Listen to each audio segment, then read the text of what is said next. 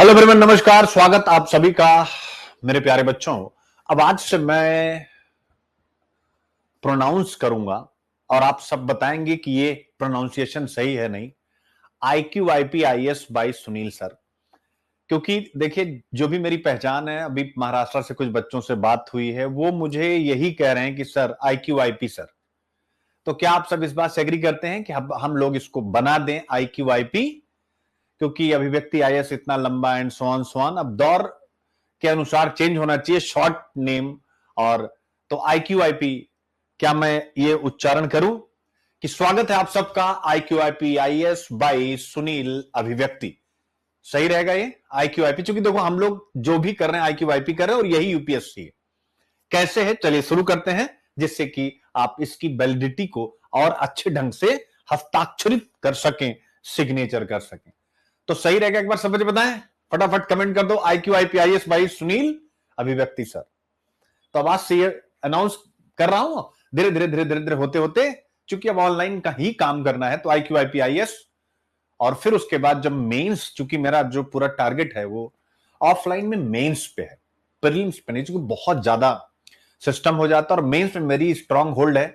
तो उसमें चाहे मैं अकेला रहूं तो भी मैं निपटा लूंगा बहुत अच्छे से। तो इसी वजह से थोड़ा सा कुछ न कुछ मैं करता रहता हूं। रचनात्मकता, जैसे आप सब देखते हैं कि ये नेचर, प्रकृति हमसे कहती है, प्रकृति हमसे कहती है कि जिस तरीके से मैं अपने अंदर नवाचार करती हूं, उसी तरीके से हे मानो तुम भी नवाचार करो। लेकिन कहीं ना कहीं हमारे और आपके अंदर नवाचार से बचने की प्रवृत्ति है, नवाचार से बचने की प्रवृत्ति है। और इसी का परिणाम है मेरे प्यारे बच्चों कि आज अगर हम पाकिस्तान के साथ भारत का होता हुआ युद्ध देखें, तो आज हम S-400 पर कितना रिलाय कर रहे हैं। हमारे भी अस्त्र शस्त्र हैं, लेकिन जो हमारी सबसे बड़ी ताकत है वो राफेल हमारी सबसे बड़ी ताकत है। तो आप समझ रहे ना, तो हमको भी प्रकृति, आप देखिए, प्रकृति पतझड़, सावन, बसंत, बहार, तो प्रकृति क्या करती है? अपने खूबसूरत पत्तों को समय के साथ क्या करती है? हटा करके और फिर नए पत्ते लेती है। वही चीज मुझे लगता है कि आपको और हमको हमारी लाइफ में भी इस्तेमाल करना चाहिए। प्रीति कुमार, स्वागत है बेटा, आज आपने एडमिशन लिया है, इसलिए आपका मैं स्वागत करता हूं अपनी क्लास में। आप मुझे पर्सनल मैसेज करके और क्लास और हर चीज से संबंधित कोई भी जानकारी ले सकते हैं। मेरा पर्सनल नंबर अगर आपके पास होगा तो ठीक है, नहीं तो आपको मिल जाएगा। तो आज आपने अभिव्यक्ति पास में एडमिशन लिया है, जो हमारा एक कोर्स है जिसके अंतर्गत आपको सभी प्रकार के कोर्सेस मिल जाते हैं। अभी अभी मैंने देखा। प्रीति कुमार, क्या आप वही हैं? तो आज के जिन टॉपिक्स पर हम चर्चा करेंगे उनकी शुरुआत आपके सामने प्रीति। अच्छा, आप प्रीति कुमार, एक बार बच्चे अपने जो मैंने पूछा आप एक बार मुझे बताएं। पेन कहां गायब हो गई भाई? ओके, अच्छा, तो सभी लोग कह रहे हैं जी सर बहुत अच्छा है IQIPIS बाई सुनील सर। ठीक रहेगा ना? हाँ बिल्कुल, शॉर्ट एंड क्रिस्प रहेगा और ये अपनी पहचान भी है, तो इसी पहचान को अब आगे बढ़ाते हैं। आज जो मेरा पर्सनल फेवरेट टॉपिक है, आज मैं सबसे पहले उससे शुरू करूंगा मेरे प्यारे बच्चों, और आप सबको भी इस विषय को जरा अच्छे से समझना है। Power and pitfalls of digital influences, यानी डिजिटल प्रभाव की शक्ति और नुकसान। यार ये क्या, ये जो मुद्दे ये लोग उठाते हैं कितने बढ़िया होते हैं। यही यूपीएससी का क्वेश्चन है 2016 में या 17 में। मेरे प्यारे बच्चों,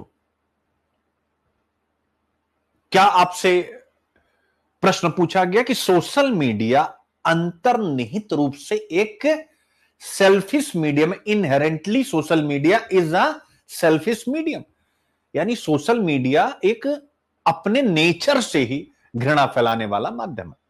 तो हम ये नहीं कहेंगे पूरी तरीके से, आप सब भी सहमत होंगे। या दूसरा प्रश्न उसी साल पूछा था, साइबर स्पेस और इंटरनेट दीर्घ अवधि में मानव सभ्यता के लिए वरदान या अभिशाप, पूछा था बेन बून।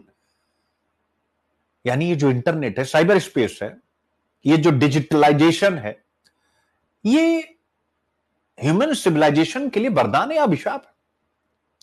तो अब ये से वरदान है। आज आप घर पे बैठ करके मेरी क्लास ले रहे हैं, इसका मतलब है कि वरदान है ये, कि एक अध्यापक को आप बिहार के किसी छोटे से गांव में बैठ करके पढ़ रहे हैं, महाराष्ट्र के किसी छोटे से गांव में, उड़ीसा के किसी छोटे से गांव में बैठ करके पढ़ रहे हैं। This is the revolution.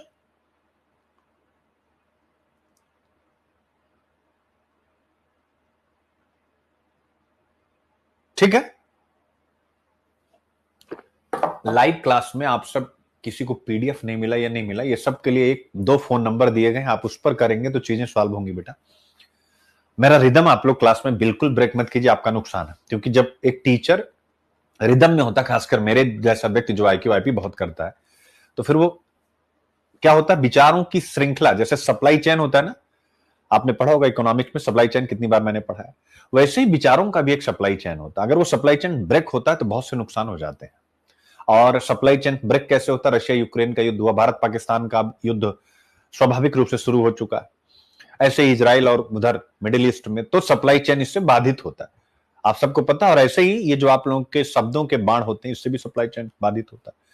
तो जब मैं मस्ती मजाक कुछ न कुछ करते हैं क्लास, उस टाइम आप अपने प्रश्न पूछा कीजिए कि मुझे ये नहीं मिला, मुझे ये नहीं मिला। खैर, तो ये दोनों प्रश्न आप सबको याद है। सोशल मीडिया कैसे इनहेरेंटली एक सेल्फिश मीडियम है, और साइबर स्पेस और इंटरनेट वरदान है अभिशाप। जरा टॉपिक देखिए, पावर एंड पिटफॉल्स, यानी कि भैया ताकत और उसकी कमियां डिजिटल सिस्टम के, डिजिटल इन्फ्लुएंस के।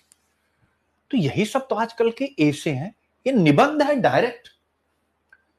तो इस विषय पर आज हम लोग चर्चा करेंगे, और चर्चा के अनुक्रम में यह भी देखेंगे कि किस तरीके से जीएस पेपर 2 जो बच्चे एक अच्छी क्लास ले रहे हैं, उनको भी डिस्ट्रैक्ट करने के लिए सोशल मीडिया पे डेविल्स एक्टिव हो गए, और मेरे जैसे अध्यापक को क्लिक कर रहे हैं कि भाई ये आदमी ऐसा नहीं ऐसा। मेरे बच्चों, कभी कभार जब आप ऐसा कोई कमेंट देखते हो मेरे बारे में, तो क्या आपको ये समझ में आता है कि पिछले 5 से 6 साल हो गए आप सबको मेरे साथ, और जिस कंटिन्यूटी और निरंतरता के साथ मैंने आप सबके सामने कंटेंट रखा है, उत्तरोत्तर जब से आप मिले हैं, मैं तब से अपने आप को मजबूत करता गया हूं। कोई भी कंटेंट आप ले, मेरा कोई भी क्लास ले, मेरा कोई भी प्रेजेंटेशन ले, तो आपको लगता है कि कोई छू सकता है, तो इसका मतलब एक बार मुझे पता है कोई टच भी कर सकता है मेरे कंटेंट को या किसी भी चीज को। ईगो के साथ नहीं कर रहा हूं, अपने आप को शून्य मानते हो, बस आप केवल कंटेंट पे बात कीजिए, मेरे एनालिसिस की क्वालिटी भी छोड़ दीजिए। यानी समय के साथ चीजें में मजबूत और आ जाते हैं एक दो, तो ये वही है power and pitfalls of digital influences. तो पावर हमें शक्ति देता है कि मैं आप तक पहुंचूं, लेकिन पिटफॉल्स हमारे साथ यह है कि अच्छा काम करने के बाद भी 2-4 नमूने इकट्ठा हो जाते हैं।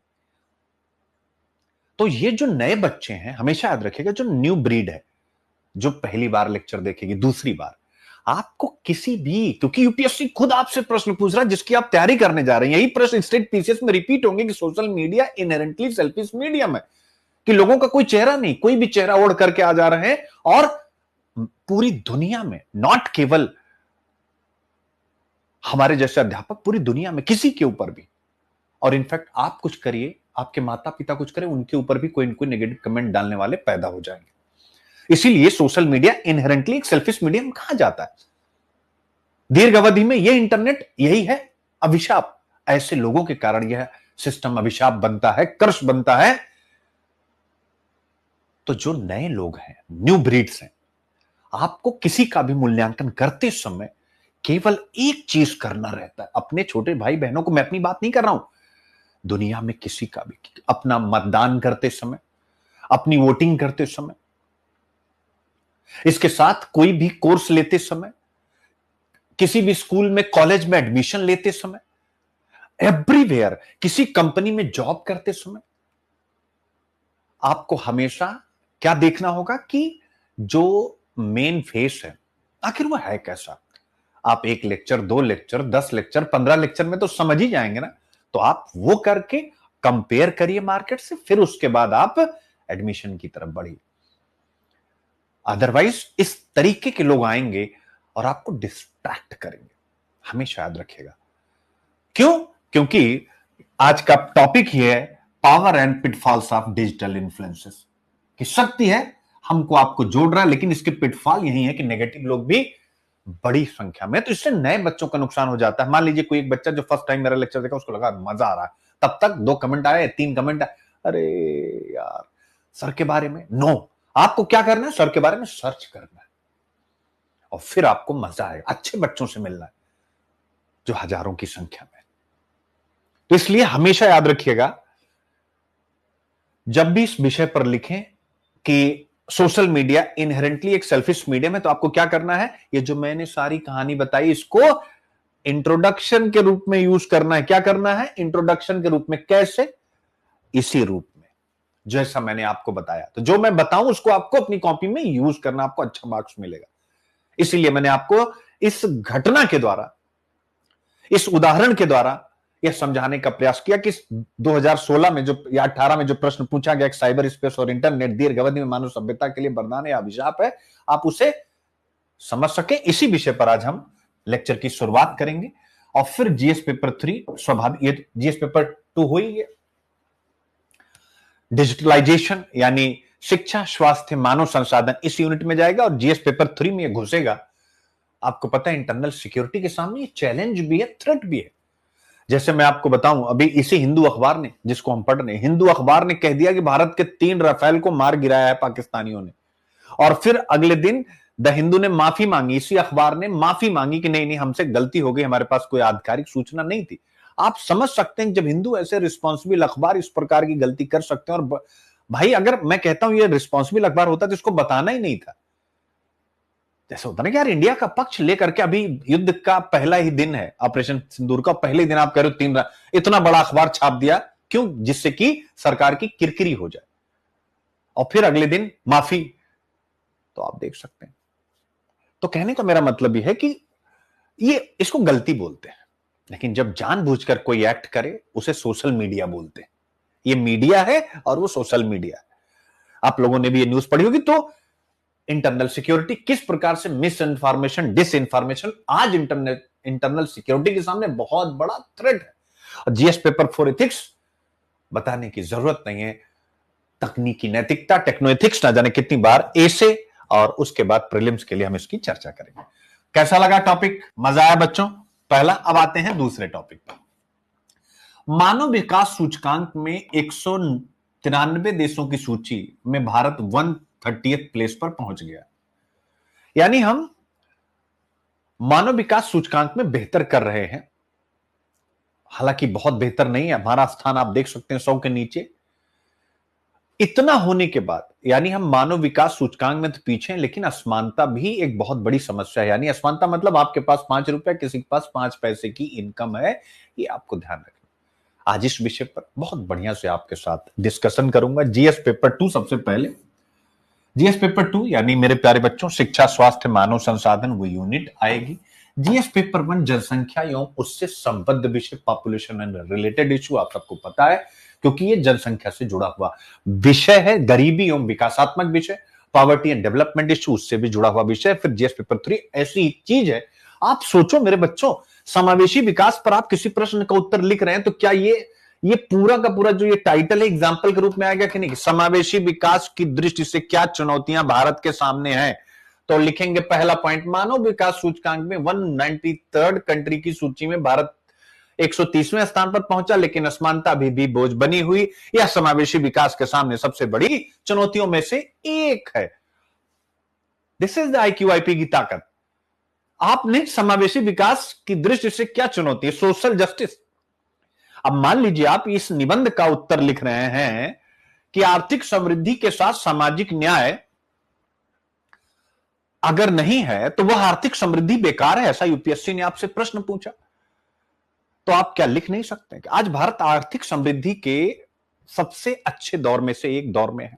हम विश्व की 5वीं सबसे बड़ी इकोनॉमी बन चुके हैं, परंतु मानव विकास सूचकांक में 130th प्लेस है, 130 और असमानता भी बड़ी है, ऐसा ह्यूमन डेवलपमेंट इंडेक्स कहता है।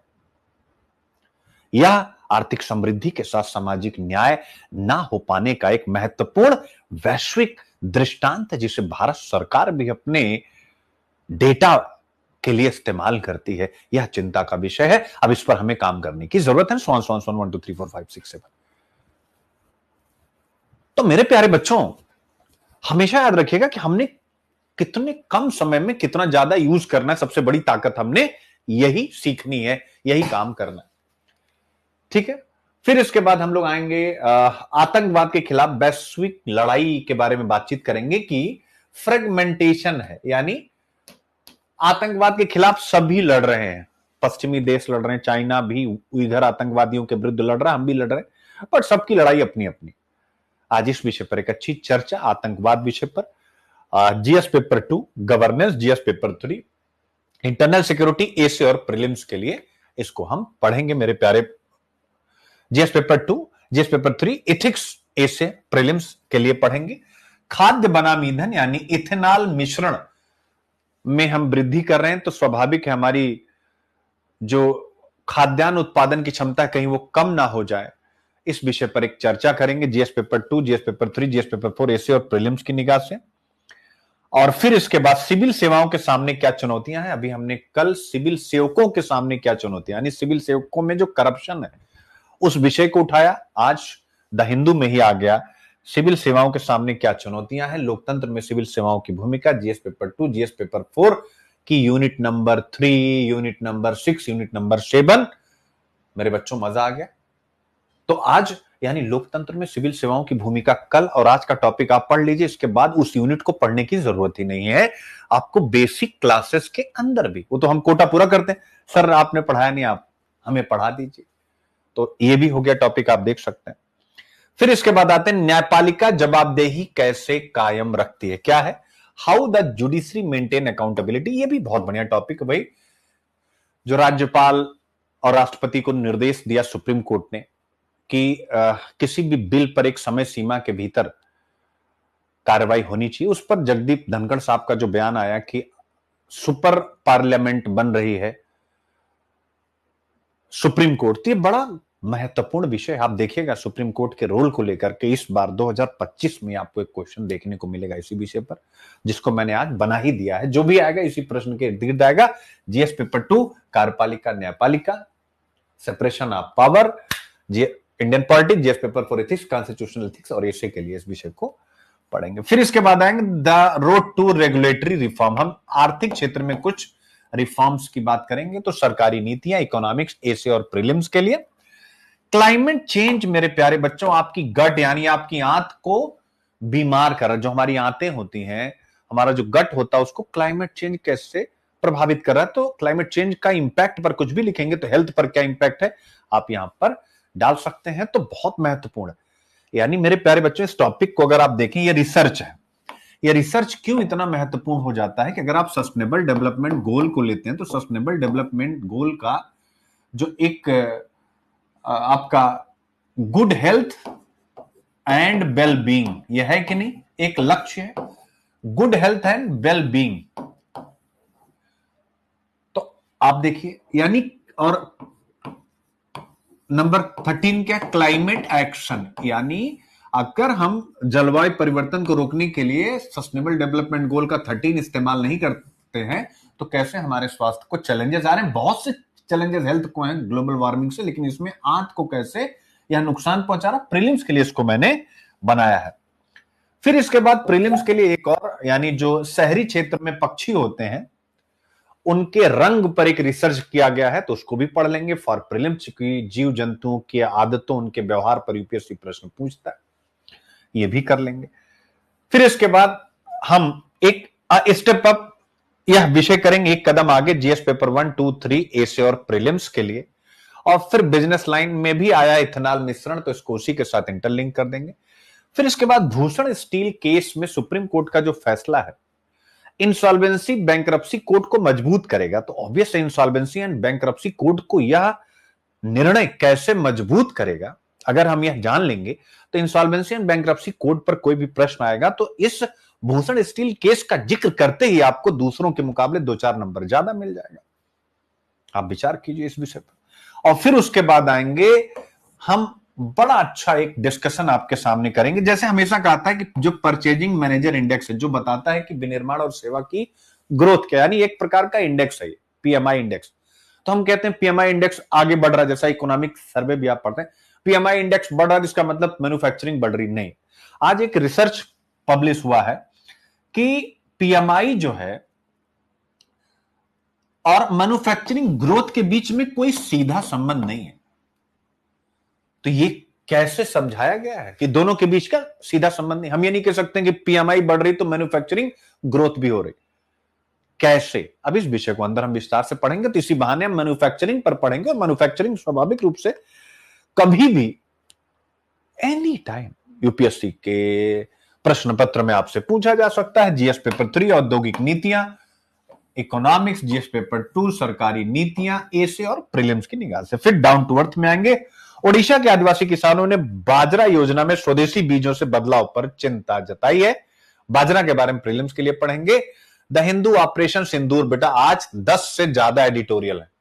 तो ऑपरेशन सिंदूर मैंने कल ही डिटेल में आप लोगों को करा दिया है। तो 10 से ज्यादा एडिटोरियल आज के सारे एक साथ सिमट गए हैं। मेरे प्यारे बच्चों, बिजनेस लाइन में भी आज इंडियन एक्सप्रेस में ही तो सब कुछ आपके सामने आज वाले टॉपिक हैं। और ऑपरेशन सिंदूर कल मैंने करा दिया। जो बच्चे आज वाला लेक्चर यानी जो कल वाला लेक्चर नहीं देखें, आप प्लीज देख लीजिएगा। मुझे लगता है कि ऑपरेशन सिंदूर बहुत बढ़िया ढंग से डिस्कस किया गया। एक बार आप सब बच्चे बताएं, आपने और भी ऑपरेशन सिंदूर और पाकिस्तान के बारे में पढ़ा होगा। एक बार कंपेयर करिएगा कि मजा आया कि नहीं आया। जो कल हम लोगों ने लेक्चर लिया था, एक नए प्रकार का जो थिंकिंग प्रोसेस है, इनफैक्ट एक नए प्रकार की थिंकिंग प्रोसेस आप लोगों की डेवलप हुई कि नहीं, सभी लोग एक बार कमेंट जरूर करें। एक नए ढंग से आपको मैंने सोचवाया। बाकी जो मीडिया में चल रहा हो तो आप कहीं भी देख सकते हैं, लेकिन क्या मैंने इनोवेटिव ढंग से सोचवाया, वो मुझे कमेंट में चाहिए। नहीं तो मत करिएगा, ठीक है?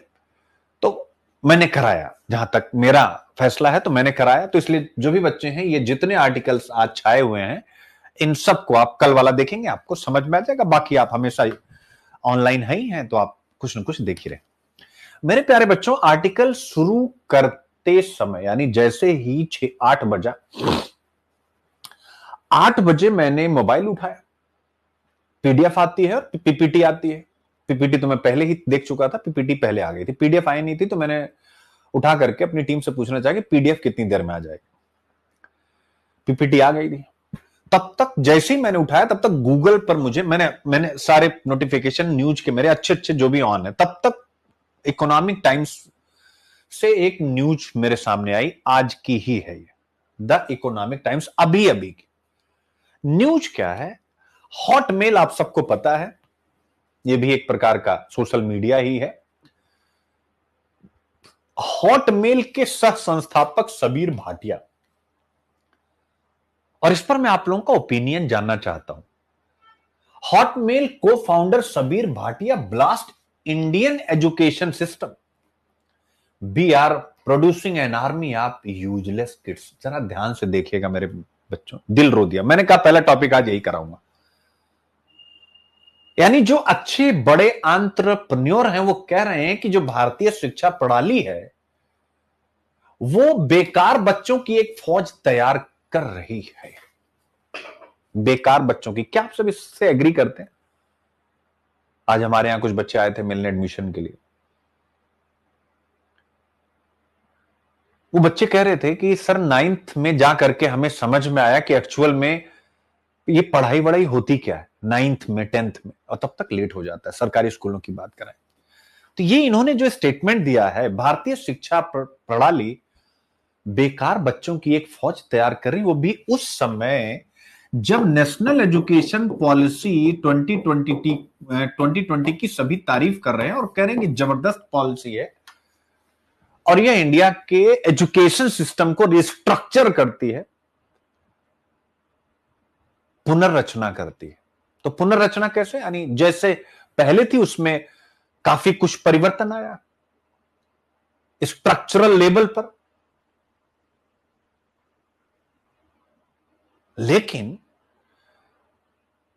वो स्ट्रक्चरल लेवल पर चेंज करने से, यानी नेशनल एजुकेशन पॉलिसी 2020 का या भारत की किसी भी आर्थिक नीति का अच्छा होना, विजनरी होना, क्या अपने आप में ये दो चीजें ही उस योजना, उस नीति के बेहतर परिणाम का कारक होती हैं, डिटर्मिनेंट होती हैं, फैक्टर होती हैं?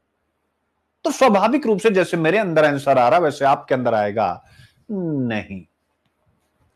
क्या होगा आपके अंदर में कि नहीं सर, कोई भी विजन, कोई भी पॉलिसी होती बहुत अच्छी है, बट अगर उसको अच्छे ढंग से इंप्लीमेंट ना किया जाए तो उसके व्यवहारिक परिणाम ना के बराबर होते हैं। तो इनका जो कहना है वो यही है, ये पॉलिसी पर प्रश्न नहीं उठा रहे। पॉलिसियां हमेशा अच्छी होती हैं, विजन हमेशा अच्छे होते हैं, उसको इंप्लीमेंट करने में समस्या। अब इंप्लीमेंट करने में समस्या क्यों है, यह विषय है।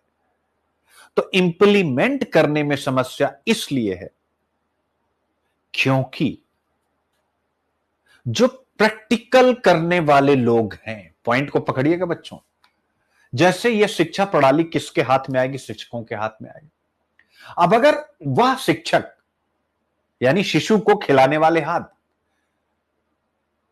Hand that rocks the cradle rule the world, पालना झुलाने वाले हाथों में संसार की बागडोर होती, तो पालना झुलाने वाले हाथ, शिशु को खिलाने वाले हाथ अगर स्ट्रांग नहीं हुए तो कोई भी एजुकेशन पॉलिसी हो, कोई भी स्कूल हो, कोई भी कॉलेज हो, वह बेहतर ह्यूमन रिसोर्स प्रोड्यूस नहीं कर पाएगा। और उसी विषय को हॉटमेल के को फाउंडर आगे बढ़ा रहे हैं कि हम बेकार बच्चों की एक फौज तैयार कर रहे हैं।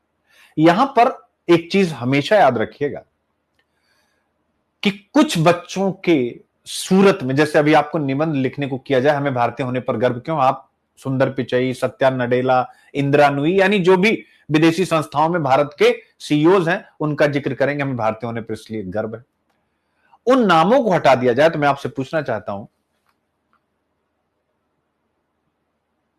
कि टेक्निकल यानी साइंस, टेक्नोलॉजी, इंजीनियरिंग, मैथमेटिक्स, कुछ एक्सेप्शन को छोड़ दिया जिनको आप उंगलियों पर गिन सकते हैं, इसरो वगैरह के वैज्ञानिक, सीएसआईआर, आईसीआर के कुछ वैज्ञानिक, इनको छोड़ करके बाकी आप जरा विचार कीजिए।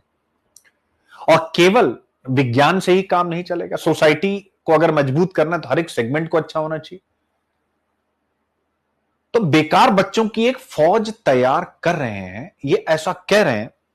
अब इसको एक बार मैं आपके सामने रख दूं, चूंकि आज ही पढ़ा, अब इसको कल बताता तो मजा नहीं आता, तो एक बार के लिए मैं आपको ये टॉपिक जो मैंने यूजलेस किड्स, और ये यूजलेस किड्स अगर कह रहे हैं तो ऐसा क्या किसी एक बच्चे को लग सकता है कि मैं देशभक्त हूं और ये यूजलेस किड्स, ये जो हॉटमेल के संस्थापक हैं सबीर भाटिया, ये गलत कह रहे हैं? क्या कोई एक बच्चा है उसके मन में ऐसा आ सकता है? आ सकता है कि नहीं? बिल्कुल आ सकता है। हम राष्ट्रभक्त, देशभक्त, और हमारे बच्चों को कोई ऐसा कैसे कह दे तो अच्छी बात, आपके तर्क का सम्मान है। लेकिन मेरे बच्चों पहले उस प्रश्न को बताइए जो यूपीएससी ने आपसे पूछा था 2016 में, 2016 ये जहां तक मुझे याद है, आप डेट में कभी कभार आगे पीछे हो सकता है, 16 ही है। क्या यूपीएससी ने आपसे यही चीज जो सबीर भाटिया साहब कह रहे हैं कि यूजलेस किड्स, तो क्या यही 2016 में यूपीएससी ने नहीं पूछा था कि भारत में समावेशी विकास यानी इंक्लूसिव डेवलपमेंट या ग्रोथ की राह में सबसे बड़ा कॉन्स्ट्रेंट, सबसे बड़ी बाधा यूजलेस बोला था कि नहीं? यूजलेस और केयरलेस युवा है। पूछा था कि नहीं पूछा था? पूछा था कि नहीं पूछा था? यानी जो सबीर भाटिया साहब कह रहे हैं वही बात तो यूपीएससी भी 2016 में आपसे पूछ रहा, नहीं डेमोग्राफिक डिविडेंड में नहीं पूछा था। वो समावेशी विकास लिखा था कि समावेशी विकास की सबसे बड़ी चुनौती है कि यूजलेस और केयरलेस आबादी, यूथ, डेमोग्राफिक डिविडेंड जो हमारा है यूजलेस है, यानी वो जो पढ़ के आया है, जो उसको शिक्षा दी गई, किसी काम की नहीं। यानी ना तो अपना काम शुरू कर सकता है, यानी ना वो स्टार्टअप ले सकता है एक, और ना ही वो दूसरे के स्टार्टअप में अच्छा रोजगार प्राप्त कर सकता है। तो दोनों स्तरों पर वो यूजलेस है, और यूजलेस है इसलिए केयरलेस रहा होगा तभी यूजलेस है वो। तो उसी विषय को मैंने यहां से कनेक्ट किया क्योंकि मुझे अच्छा लगा। In a nation obsessed with rank, यानी एक देश जो रैंकिंग के प्रति ऑब्सेस्ड है कि मेरे बच्चे के स्कूल में 1 रैंकिंग आई, 2 रैंकिंग आई, मार्क्स, मेरे बच्चे के कितने परसेंट मार्क्स आए, एंड जॉब टाइटल्स कि हमारे यहां जॉब टाइटल क्या, ये एसडीएम है, ये डीएम है। वी हैव, ये लिखा हुआ है इकोनॉमिक टाइम्स में, we have forgotten to ask the most basic question. यानी हमारा देश केवल रैंक पर, मार्क्स पर, जॉब के टाइटल पर बात करता है, सोसाइटी हमारी इसी विषय पर बात करती है, और हम मोस्ट बेसिक क्वेश्चन भूल जाते हैं। और वो क्वेश्चन क्या है? Are kids actually learning? क्या हमारे बच्चे वास्तविक रूप से लर्न कर रहे हैं, सीख रहे हैं? सीखना फॉर सवीर भाटिया, ये प्रश्न अगर उनके सामने पूछा गया एक पॉडकास्ट में, the man who cofounded Hotmail, the answer is resounding no. Resounding no यानी बिल्कुल इनकार कर देना। In a hard hitting interview on the NNP podcast, Bhatia doesn't feel good calling out India's education and work culture for building an army of useless kids. वही army of useless kids instead of original thinkers. यानी original thinker बनाने की बजाय वो army of useless kids बना रहे हैं। अभी कल कोई बच्चा था, इसमें कौन सा था जो जिसने कहा कि जब मैंने रिजल्ट की बात की, उसने कहा कि सर पिछले 3-4 सालों से आपको फॉलो करी, मेरे पापा भी आपका लेक्चर देखते हैं और मैंने बहुत कुछ सीखा है। तो मैंने उसको रिजल्ट से जोड़ दिया। आज उस बच्चे से मैं माफी चाहूंगा। मैंने रिजल्ट का मतलब कि मेरी उपयोगिता सुनील अभिव्यक्ति की तभी है जब मैं रिजल्ट कर सकूं, लेकिन मुझे वो लाइन अब आगे से कंट्रोल करना होगा। कौन बच्चा था, एक बार सामने आरती या कौन बच्चा था, उसने कहा कि 3-4 साल में सर हमने बहुत कुछ सीखा। इसको बोलते हैं लर्निंग, और यही लर्निंग आपकी लाइफ एक दिन बदलेगी। इसीलिए कुछ नेगेटिव लोग ये कभी नहीं चाहेंगे कि सुनील अभिव्यक्ति हिंदी मीडियम में एक बहुत बड़ा नाम बने। क्यों? क्योंकि पता है कि दुकानें बंद होंगी, और 100% बंद होंगी, क्योंकि मैं क्रिएटिव हूं, मेहनती हूं, काम कर रहा हूं, मेरे पास अच्छे बच्चे हैं। कुछ पूछ रहे पिछली बार आपके यहां से कितना रिजल्ट हुआ? भाई हम तो पहले ही वीडियो में बता दिए कि 4 बच्चे मेंस लिखे थे, 2 इंटरव्यू दिए थे, एक भी नहीं हुआ। हमने तो कभी छुपाया नहीं, शुरू से बता देते हैं। और जो लोग मुझ पर क्वेश्चन उठाते हैं कि एक रिजल्ट हुआ था उसको भुना रहे हो, या एक भी नहीं हुआ, आपके यहां से कितना हुआ? अरे भैया यही प्रश्न और लोगों से पूछ लो, अकेला मैं ही यूपीएससी की जिम्मेदारी लेके चल रहा हूं। एक बार आप यही प्रश्न और जाइए पूछिए कि आपके यहां से कितने हिंदी मीडियम के इंटरव्यू दिए थे, एक बार पूछ के तो आइए ना। ये मैं इसलिए कह रहा हूं क्योंकि एक अच्छी चीज को बिगाड़ना इस हिंदुस्तान में कुछ लोगों की फितरत है। अपनी कमियों पे काम नहीं करेंगे, खुद पर मेहनत नहीं करेंगे, लगातार फेल हो रहे उसकी चिंता नहीं, लेकिन सामने वाला किस तरीके से डाउन हो जाए ये सारी चिंता। और यही है यूजलेस किड्स, जो ना खुद यूज के हैं और ना दूसरों को ये यूज का बने रहने देना चाहते। क्या मैं सही कह रहा हूं कि नहीं? जैसे शिवांगी गिरी कह रही है कि सर मेरा तो सोचने का नजरिया ही चेंज हो गया। विचार कीजिए आप। तो आप, मेरा भी बदला, इसलिए बेटा आज से मैं ये नहीं कहूंगा कि रिजल्ट नहीं हुआ तो सुनील अभिव्यक्ति, यानी मैं आप लोगों को सोचवा पा रहा हूं। तो वो कहते हैं हम आर्मी ऑफ यूजलेस किड्स तैयार करें, जो क्या करें, सोशल मीडिया पर आकर इसे कमेंट करें। अरे इससे अच्छा तुम पढ़ लो, लिख लो, अपनी जिंदगी में आगे बढ़ो, माता पिता की सेवा करो। गलत कह रहा हूं मैं किसी के मतलब बच्चे में सोचता तक नहीं। लेकिन दुख इस बात का होता है ऐसे लोग भटक रहे। अरे भैया अपने माता पिता की सेवा करिए, जिंदगी में आगे बढ़िए, पॉजिटिव सोचिए, लेकिन नहीं। ठीक है, useless kids as the heart of the problem is a deeply flawed system. बाप रे बाप, वो कहते हैं इस प्रॉब्लम की जो जड़ है, हृदय है, डीपली फ्लॉड सिस्टम, यानी हमारा पूरा सिस्टम ही त्रुटिपूर्ण है। क्या है? त्रुटिपूर्ण है सिस्टम ही एजुकेशन का। आप कहेंगे नहीं सर कुछ ज्यादा बोल रहे हैं, कुछ फिर से कहीं से राष्ट्रभक्ति आ सकती है, यहां पर नहीं आनी चाहिए, क्योंकि हमें अपना क्रिटिकल एनालाइजर भी होना चाहिए। तो इसलिए मैं कहता हूं मैं अपना खुद का क्रिटिकल एनालाइजर हूं कि नहीं बेटा? मेरे बारे में कोई क्या नेगेटिव लिखे, मैं तो खुद ही अपने बारे में नेगेटिव बोलता रहता हूं कि यार इस बार मैं फेल हो गया, इस बार रिजल्ट में नहीं कर पाया, अगली बार मैं कोशिश करूंगा। और मैं तो कहता भी नहीं किसी को कि मेरे यहां भैया आइए एडमिशन लीजिए, नहीं तो फिर अरे राम राम क्या हो जाएगा। नो, जो बच्चे मुझे ट्रस्ट करते हैं, विश्वास करते हैं, जिनको ये पता है कि ये आदमी मेरी लाइफ में बदलाव ला सकता है, वो आए, अदरवाइज आने की क्या जरूरत है। सिंपल सी बात है। तो यही है डीपली फ्लॉड सिस्टम। और 2015 का वो निबंध याद करिए, क्या इसी डीपली फ्लॉड सिस्टम पर 2015 में आपसे प्रश्न पूछा गया था कि नहीं? क्या पूछा गया था? भारतीय शिक्षा प्रणाली पर प्रश्न था कि भारतीय शिक्षा प्रणाली कैसे चतुर शैतान बना रही है, क्लेवर डेविल बना रही, चतुर शैतान जो केवल अपने अपने बारे में सोच रहे हैं, दूसरों के बारे में नहीं। अगर कोई दूसरे के बारे में सोच रहा है तो टांग खींच लो, जिससे कि जिस स्थिति में हम हैं गटर में, वैसे ही सामने वाला भी गटर में आ जाए। जब ढेर सारे लोग गटर में हो जाएंगे तो क्या हो जाएगा? हमारी आबादी ज्यादा होगी और गटर की सरकार बन जाएगी। अभी तो गटर की सरकार बन नहीं सकती क्योंकि अच्छे लोग अधिक हैं। तो at the heart of the problem is a deeply flawed system that rewards obedience over curiosity।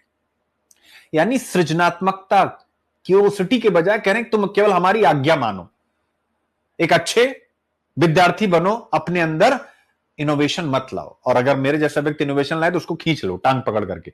B live in a conformist society, people are often told listen to others, do what they say, but why follow a path that's already been walked।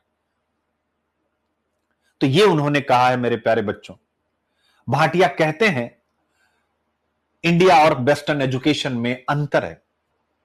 वो अपने बच्चों के बारे में बताते हैं Savit Bhatia, his young children in the US right, लिखता है their own stories and ideas. लीजिए हमारे यहां स्टोरी आइडिया, बच्चा चलो रटो, का से कबूतर, खा से खरगोश, घा से गमला, घा से घड़ी। His young children in the US right there own stories. अब स्क्रिप्ट राइटर कौन बनेगा? हॉलीवुड की फिल्मों के लिए स्क्रिप्ट कौन लिखेगा? एक ही फिल्म बना करके 500 करोड़ कौन कमा लेगा? आप सोचते रहिए। और हमें क्या करना पड़ेगा? सरकारी नौकरी लेके खूब करप्शन करेंगे, तब 20-30 करोड़ रुपया होगा और पकड़े भी जा सकते हैं, जैसा हो रहा है।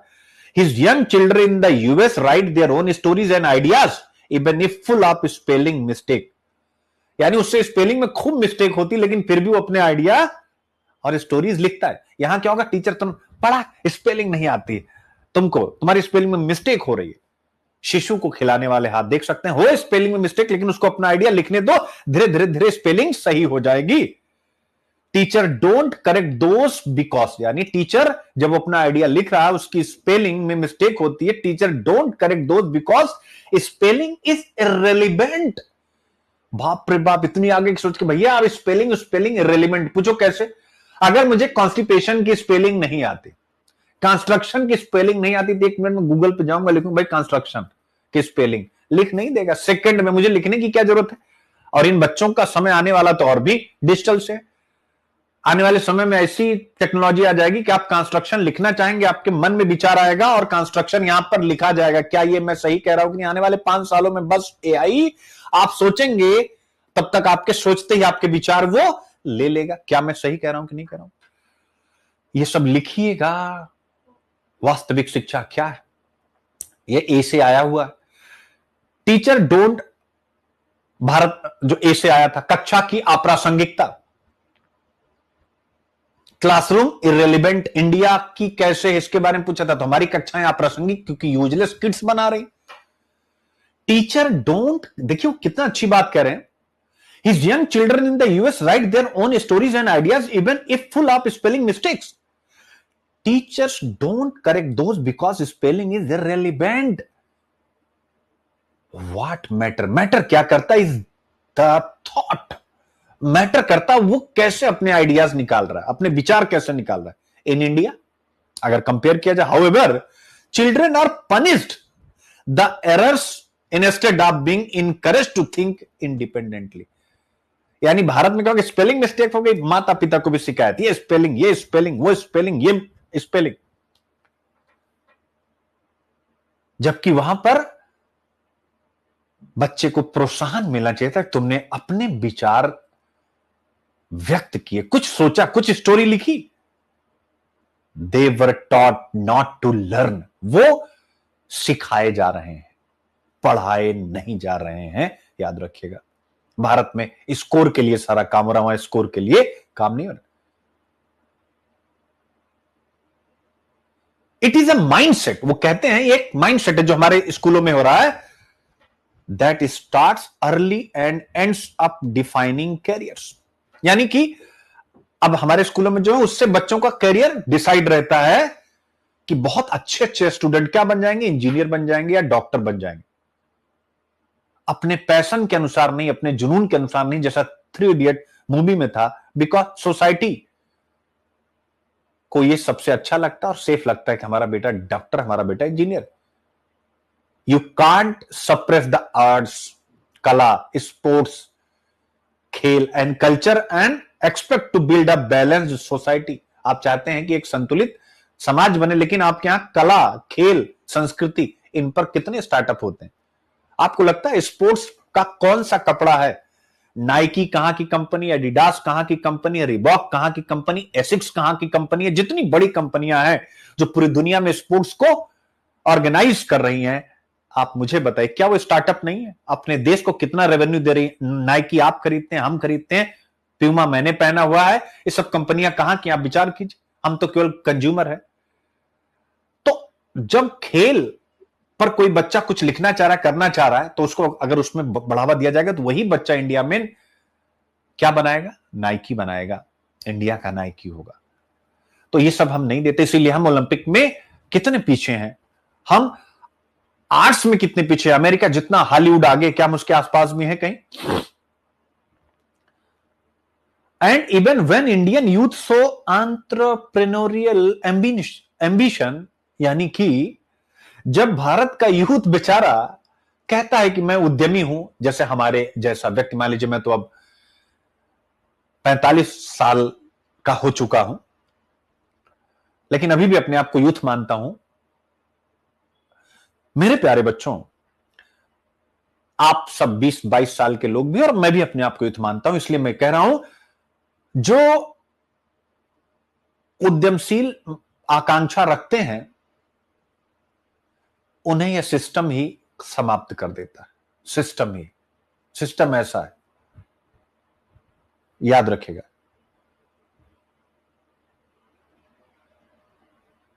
ठीक है, आपको इनोवेशन करने का मौका नहीं दिया जाता। क्यों? क्योंकि आप जिस ऑर्गेनाइजेशन में रहेंगे वहां इनोवेशन करेंगे तो 14 लोगों को इनोवेशन आता नहीं है, और 14 लोग मिलकर के आपको लपेट के निकाल देंगे वहां से। कुछ न कुछ आपके साथ ऐसा एक्टिविटी होगी कि आपको छोड़ना पड़ जाएगा अपने आप ऑर्गेनाइजेशन, अगर आपके अंदर स्वाभिमान होगा।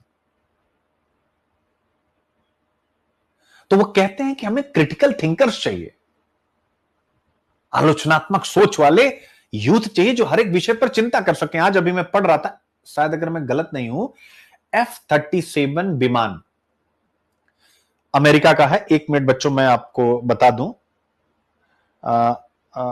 F-37 विमान किसका? एक मिनट के लिए मुझे मौका दीजिएगा, अभी जरा रुक जाइएगा। बीबीसी पे मैं पढ़ रहा था F-37।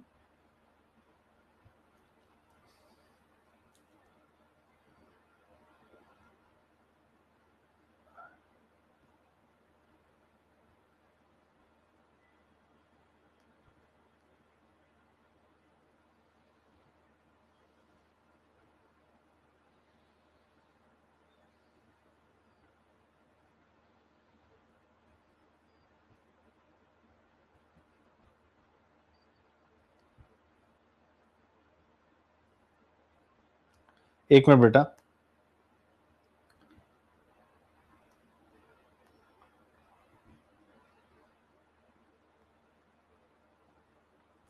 अभी मैं उसके बारे में बीबीसी में सर्च कर रहा हूं, मिलने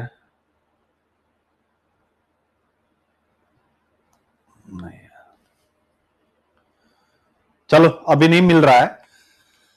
भारत कोई F-37 कुछ ऐसा वो लोग बनाएंगे, उसको खरीदना चाह रहा, जिसकी कीमत लगभग 700 करोड़ रुपए एक फाइटर जेट की है। कोई फाइटर जेट है, मैं कल नाम बता दूंगा। फाइटर जेट 700 करोड़ का एक, डोनाल्ड ट्रंप और मोदी जी की मीटिंग में, या डोनाल्ड ट्रंप साहब की स्पीच के द्वारा बताया गया बीबीसी के द्वारा कि भारत एक फाइटर जेट ले रहा है जिसकी एक की कीमत 700 करोड़ रुपए। आप सोच लीजिए, आपके बजट का इतना बड़ा हिस्सा बाहर क्यों जा रहा? क्योंकि क्रिटिकल थिंकर्स हम बना ही नहीं रहे। वो ये बात कहते हैं।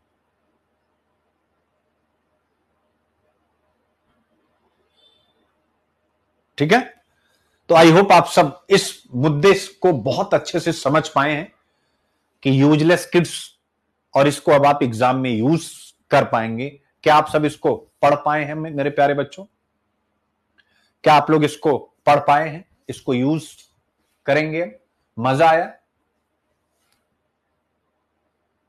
ठीक है। हाँ प्रेम कुमार, कोई सा भी F-35 या कुछ भी।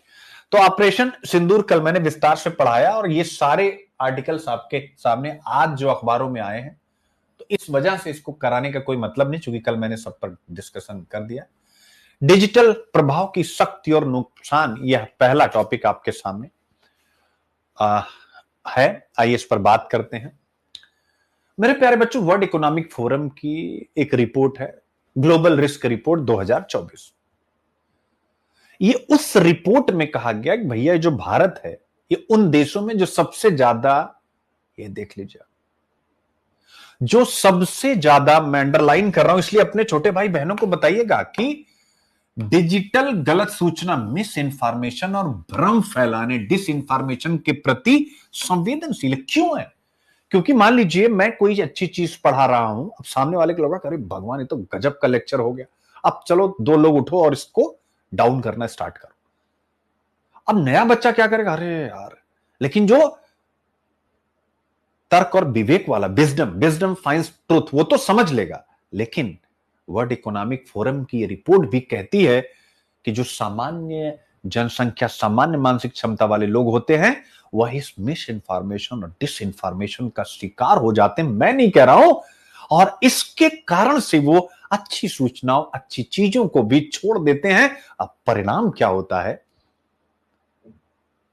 कि जो भी लाभ उन्हें डिजिटल सिस्टम से मिलने वाला होता है, उस लाभ से वो वंचित और डिजिटल डिप्रीविएशन की कैटेगरी में वो चले जाते हैं। मैं नहीं कह रहा हूं, ये कह रहा है। और वही लोग जब पॉवर्टी एंड हंगर के साइकिल में फंसते हैं, वही गुड गवर्नेंस के लिए सबसे बड़ा चैलेंज होते हैं। मैं नहीं कह रहा हूं, ऐसा यूपीएससी ने प्रश्न पूछा हुआ कि आज भी भूख और गरीबी गुड गवर्नेंस के सामने या भारतीय गवर्नेंस के सामने सबसे बड़ा चैलेंज है।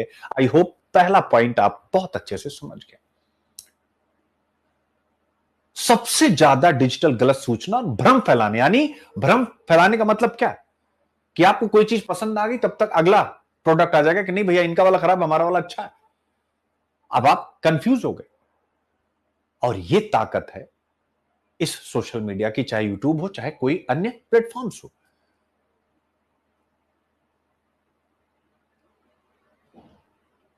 ये वही स्वप्न है 2015 का निबंध जो हमें सोने नहीं दे रहा। क्या पहला वाला पैराग्राफ आप इस निबंध में डाल पाएंगे जो 2015 में आपसे पूछा गया था? ये वही स्वप्न है जो सोने नहीं दे रहा। ये वही स्वप्न है जो हमें सोने नहीं दे रहा है। आप विचार कीजिए, यही सारी बातें बताई हैं मेरे प्यारे बच्चों। यानी एआई आधारित कंटेंट आप देख सकते हैं, रील्स, सोशल मीडिया इन्फ्लुएंसरों की बढ़ती संख्या ने डिजिटल स्पेस को जटिल और अनियंत्रित बना दिया है। आप देख सकते हैं, क्लियर है? यानी इन्फ्लुएंसर वो कहता है ये खरीद लो, अब आपने उसके इन्फ्लुएंस में खरीद लिया, आपको लाभ हुआ कि नहीं हुआ, यह कौन बताएगा, या इसका सलूशन कौन देगा मेरे प्यारे बच्चों? तो इस प्रकार की चीजें हैं जो आप लोगों को ध्यान में रखनी। यूपीएससी वालों के लिए तो जैसे मान लीजिए कि कंज्यूमर कोर्ट है कि अगर हम लोग कोई गलत सूचना देते हैं और गलत सूचना के द्वारा आपका एडमिशन लेते हैं, तो क्या है? ऑब्वियस है, कंज्यूमर कोर्ट है। तो हॉटमेल, खैर ये हो गया। तो पहला टॉपिक, अब चलिए हम लोग इसको एक बार चर्चा कर। मुझे लगता है कि डिजिटल इंफॉर्मेशन, डिस इंफॉर्मेशन वाला टॉपिक हम लोग कई बार कर चुके हैं। आप लोग इसको संभाल लेंगे क्या? संभाल लेंगे क्या? एक बार मुझे बताएं बच्चों। निकल जाओ भाई, ठीक है? अरे संभाल लेंगे?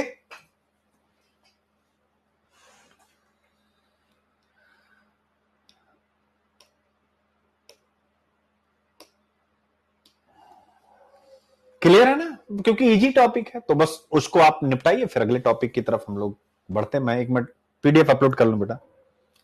आप बताओ भाई, शिवांगी, छवि, मोनिका, श्लोक पांडे, प्रेम, क्या चल रहा है भाई लाइफ में, क्या चल रहा है? अब ये मत कह देना कि फॉग चल रहा है।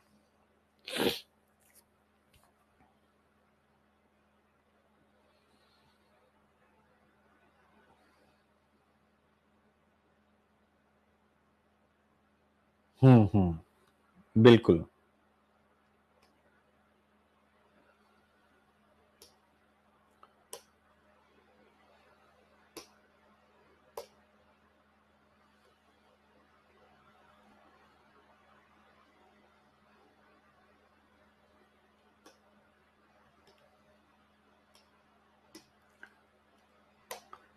लेक्चर में आनंद आ रहा है?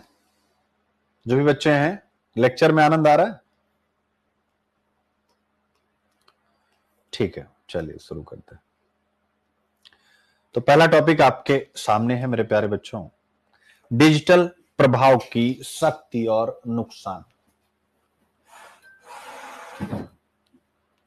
क्या है डिजिटल प्रभाव की शक्ति और नुकसान?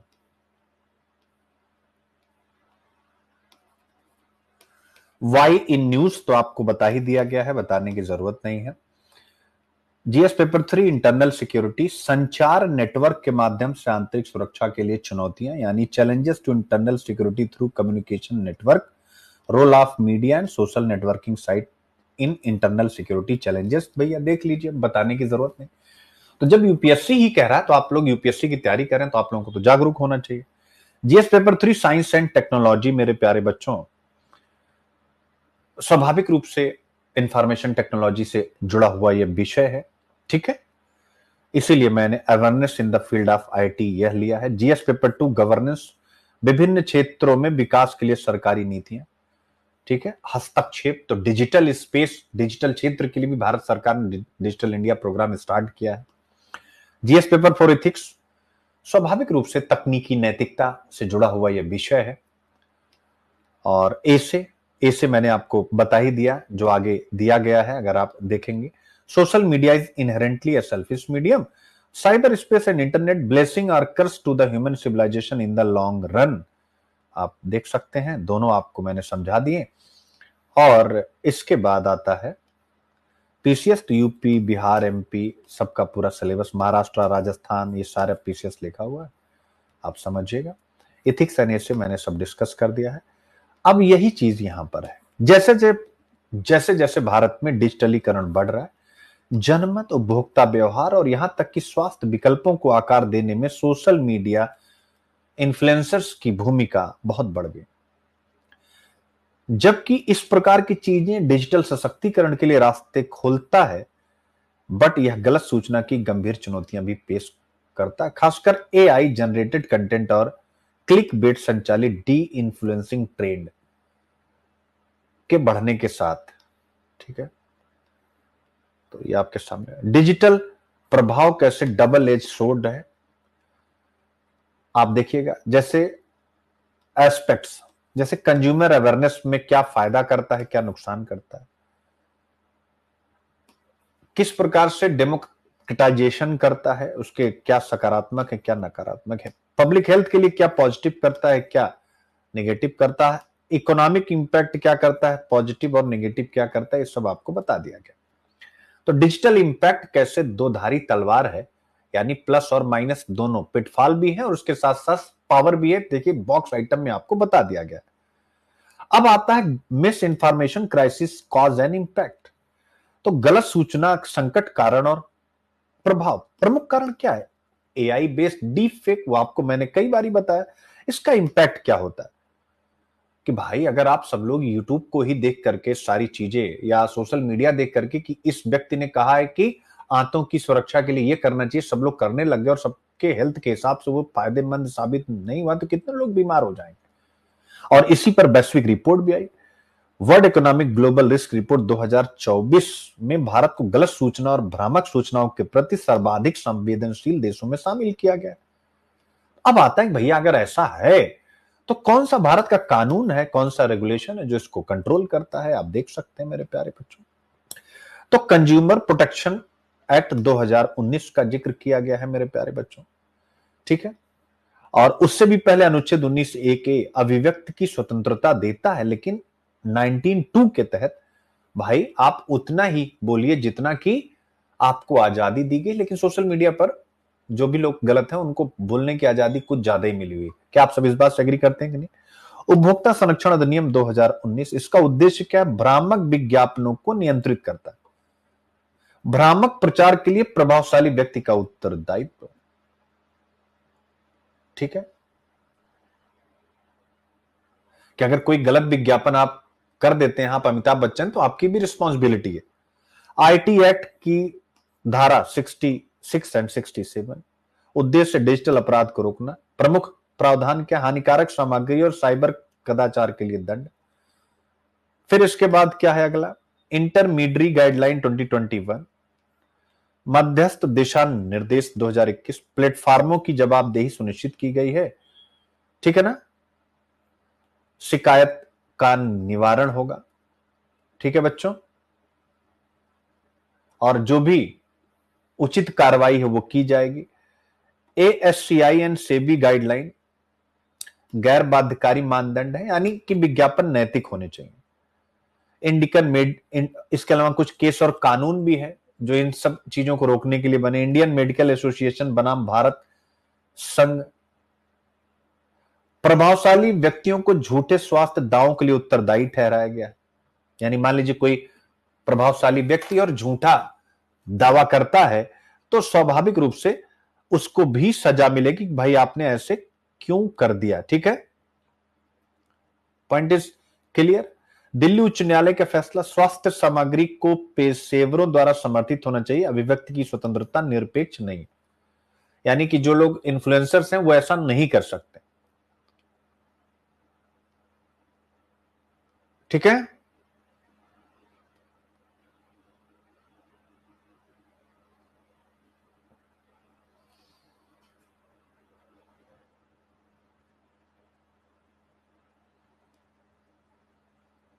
पॉइंट इज क्लियर बेटा।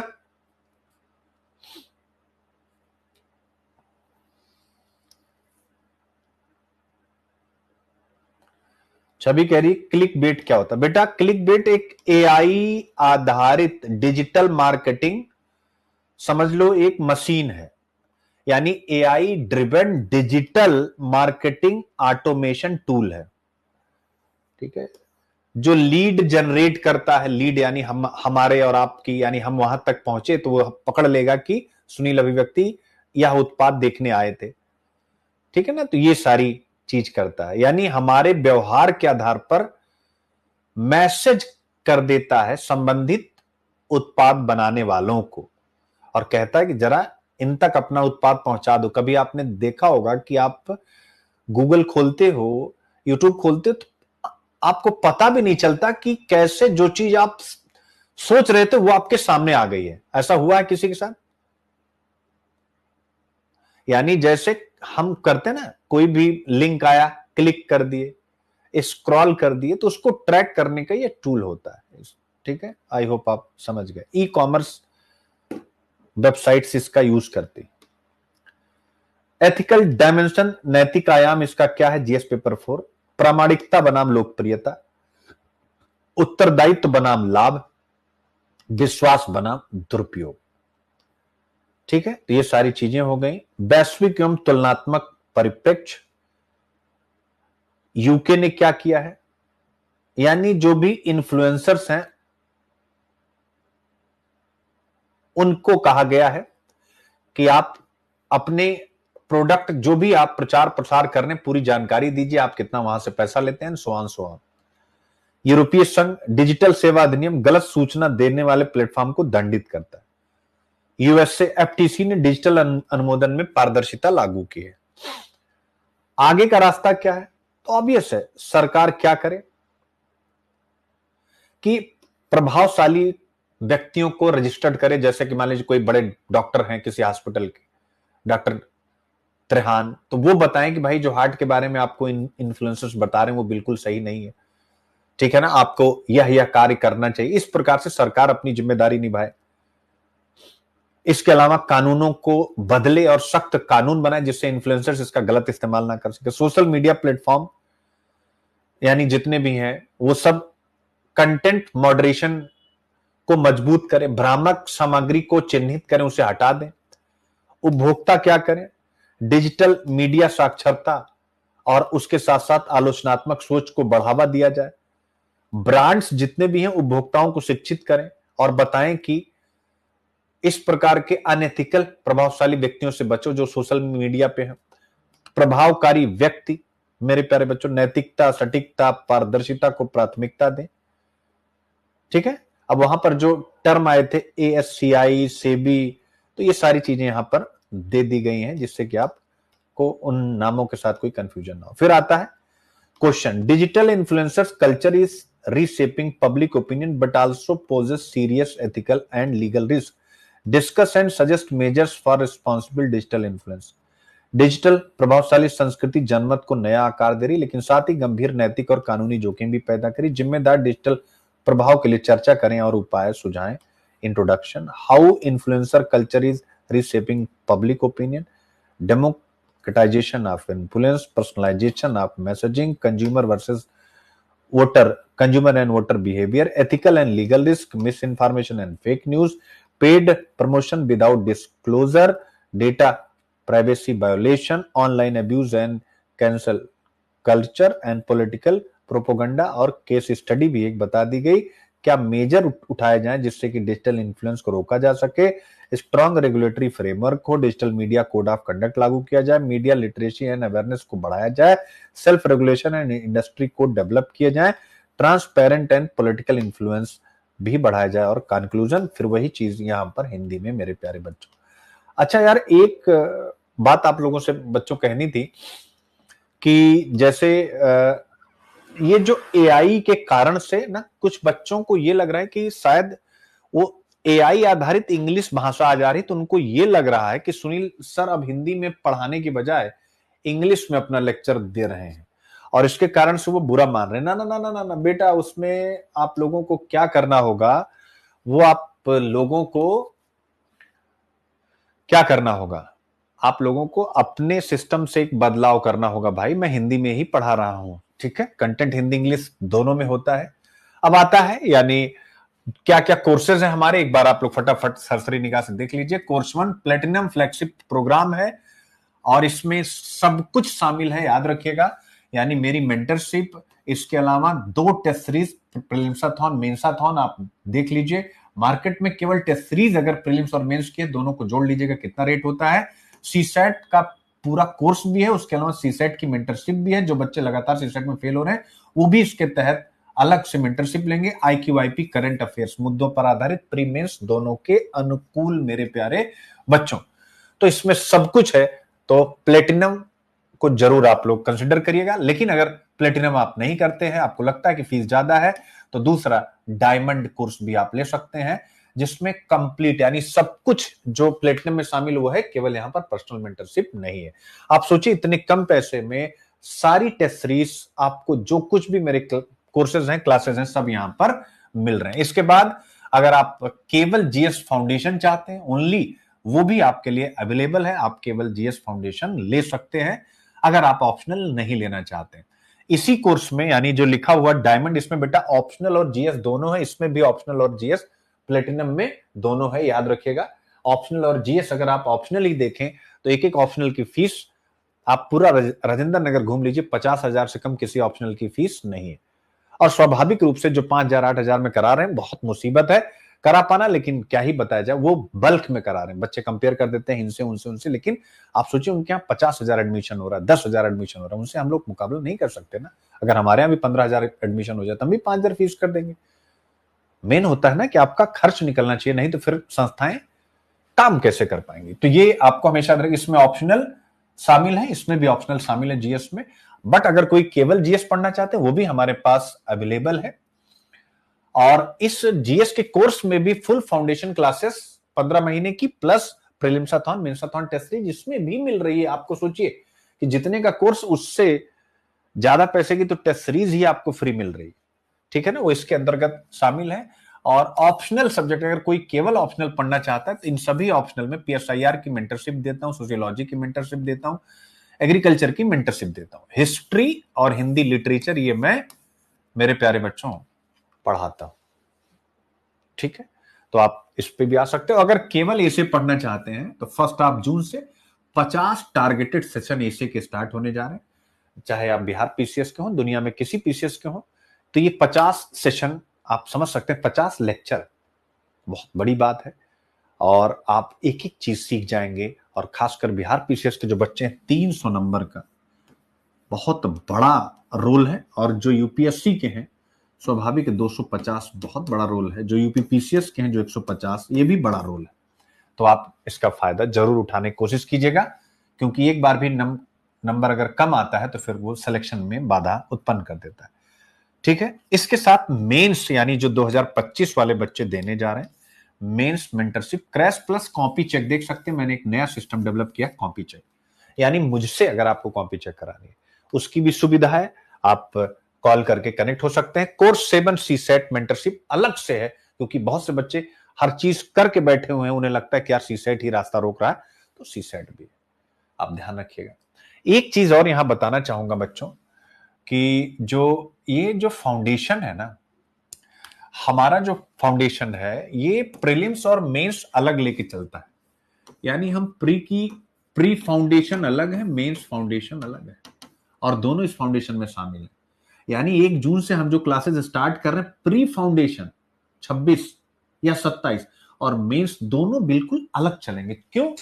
ये कहीं नहीं होता पूरे इंडिया में, ये मैं हूं जो शुरुआत कर रहा हूं। धीरे धीरे ये हिट होगा, आप देख लीजिएगा, क्योंकि इनोवेशन एक बार होता है फिर उसको धीरे धीरे लोग अपनाने लगते हैं। तो ये दोनों अलग अलग चल रहा है। यानी डे 1 से आप एमसीक्यू बेस्ड पढ़ाई करेंगे, क्योंकि जब हमें इन द एंड लोग क्या कहते हैं, टॉपर्स कहते हैं मैंने ढेर सारे मॉक लगाए, मैंने ढेर सारे, कहते हैं कि नहीं कहते हैं, एक बार सब बच्चे बताएं। ये ऐड नहीं है, इसको आप समझिए कि डेली का एक डोज है जो आपके दिमाग में जा रहा है कि आपको सोचना कैसे। टॉपर्स क्या कहते हैं, जितने भी आप आज तक देखे होंगे सबका, प्रीलिम्स के लिए हमने दबा के मॉक लगाए, कहते हैं कि नहीं कहते हैं। तो आप एक बार जब कोचिंग हो जाए देन मॉक लगाएं। उससे अच्छा है कि डे 1 से, जैसे आज मैंने, आखिर सेक्शनल टेस्ट का मतलब क्या होता है? मॉक टेस्ट में सेक्शनल टेस्ट हर एक कोचिंग अपने टेस्ट सीरीज को बेचते हुए सेक्शनल टेस्ट उसमें रखती है, फुल लेंथ टेस्ट भी रखती है। तो अगर सेक्शनल टेस्ट दे रहे हैं तो इसका मतलब क्या है? भैया इंडस वैली सिविलाइजेशन को आप सॉल्व कीजिए, क्योंकि हम एंशिएंट इंडिया का टेस्ट दे रहे हैं। तो जब आप एंशिएंट इंडिया हिस्ट्री पढ़ रहे हैं तो आप पहले ही दिन अगर आप इंडस वैली सिविलाइजेशन पढ़ रहे हैं या ताम्रपाषाण काल पढ़ रहे हैं, स्टोन एज पढ़ रहे हैं, तो क्यों ना स्टोन एज का उसी दिन पढ़ने के बाद एमसीक्यू सॉल्व किया जाए और एमसीक्यू बनाए जाए। तो साल भर अगर आप एमसीक्यू बनाते हैं और आपको एमसीक्यू मिलता है, आप कहां खड़े होंगे जब प्रीलिम्स का एग्जाम आएगा? क्या आपको मार्केट की टेस्ट सीरीज पर डिपेंड रहने की जरूरत पड़ेगी? और होगी तो आप कभी हतोत्साहित नहीं होंगे, सर इनकी टेस्ट सीरीज से मेरा स्कोर नीचे जा रहा है। आप इतना पढ़ चुके होंगे, हर एक क्वेश्चन को आप सूंघ लेंगे 2 सेकंड के अंदर। अगर सही कह रहा हूं तो इस पर जरूर विचार कीजिएगा। मैं नहीं कह रहा हूं कि आपको लेना है, इस पर विचार करने का मतलब कि प्री फाउंडेशन क्यों अलग होना चाहिए, मेंस फाउंडेशन क्यों अलग होना चाहिए, क्योंकि दोनों की अप्रोच अलग है। मेंस के लिए यूपीएससी ने यूनिट दी हुई और हम पूरा चैप्टर पढ़ाए जा रहे हैं, यूनिट दी हुई, केवल उन्हीं यूनिट को टच किया जाए। ठीक है, अगर समझ में आए तो जरूर जुड़िएगा, क्योंकि ये प्लेटिनम जबरदस्त है। इसमें डेली आप मेरे पर्सनल नंबर पर मेरे साथ जुड़े रह पाएंगे। और याद रखिएगा, मेहनत करने वाले लोग बहुत कम है, ज्ञान देने वाले लोग बहुत हैं। हमेशा इस चीज पर आपको ट्रस्ट करना होगा। ठीक है, और जिनको भी समझ में आए, ये हमारा कॉलिंग नंबर है, इस नंबर पर आप कॉल करके या मैसेज करके, मान लीजिए आपका फोन नहीं उठता है तो एक अच्छे स्टूडेंट की तरह आप मैसेज कर दीजिए अपनी डिटेल, और हमारी टीम आपको पलट के कॉल कर लीजिए। कॉल इसलिए नहीं चूंकि किसी और से अगर बात हो रही तो आपका वेटिंग आता है, या आप किसी ऐसे समय पे करते हैं जब ऑब्वियस 10 से 6 के बाद आप कर लेते हैं, 10 के पहले कर लेते हैं, 6 के बाद, तो उस समय नहीं उठता है फोन।